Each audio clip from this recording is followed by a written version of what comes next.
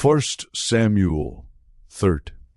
Samuel rebukes Saul. Saul was 30 years old when he became king, and he reigned over Israel 42 years. Saul chose 3,000 men from Israel. 2,000 were with him at Michmash and in the hill country of Bethel, and 1,000 were with Jonathan at Gibeah in Benjamin. The rest of the men he sent back to their homes. Jonathan attacked the Philistine outpost at Gibeah, and the Philistines heard about it. Then Saul had the trumpet blown throughout the land, and said, "Let the Hebrews hear."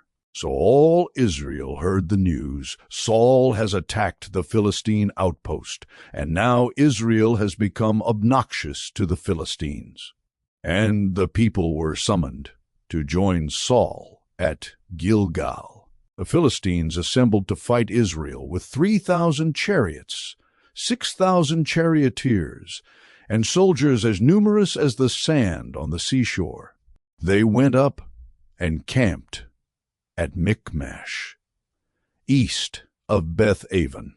When the Israelites saw that their situation was critical and that their army was hard-pressed, they hid in caves and thickets among the rocks and in pits and cisterns. Some Hebrews even crossed the Jordan to the land of Gad and Gilead. Saul remained at Gilgal, and all the troops with him were quaking with fear. He waited 7 days, the time set by Samuel.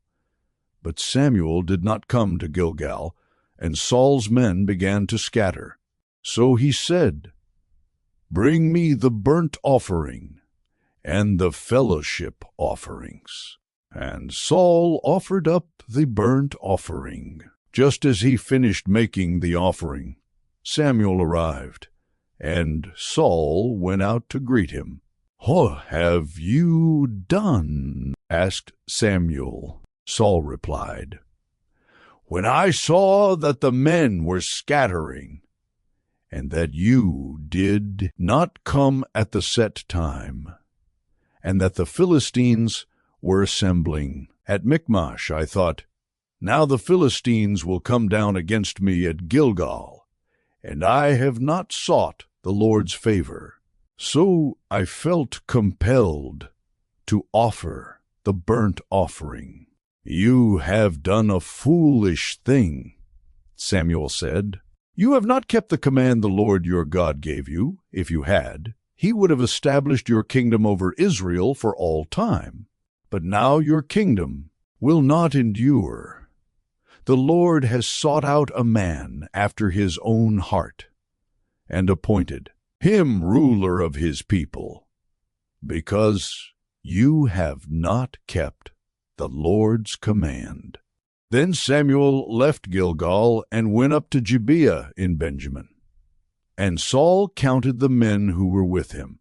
They numbered about 600, Israel without weapons. Saul and his son Jonathan and the men with them were staying in Gibeah in Benjamin, while the Philistines camped at Michmash.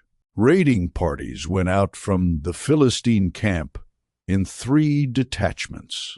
One turned toward Ophrah in the vicinity of Shuel, another toward Beth-horon, and the third toward the borderland overlooking the valley of Zeboim facing the wilderness. Not a blacksmith could be found in the whole land of Israel, because the Philistines had said, "Otherwise the Hebrews will make swords or spears." So all Israel went down to the Philistines to have their plow points, mattocks, axes, and sickles sharpened. The price was 2/3 of a shekel for sharpening plow points and mattocks, and 1/3 of a shekel for sharpening forks and axes and for repointing goads. So on the day of the battle not a soldier with Saul and Jonathan had a sword or spear in his hand. Only Saul and his son Jonathan had them. Jonathan attacks the Philistines. Now a detachment of Philistines had gone out to the pass at Michmash.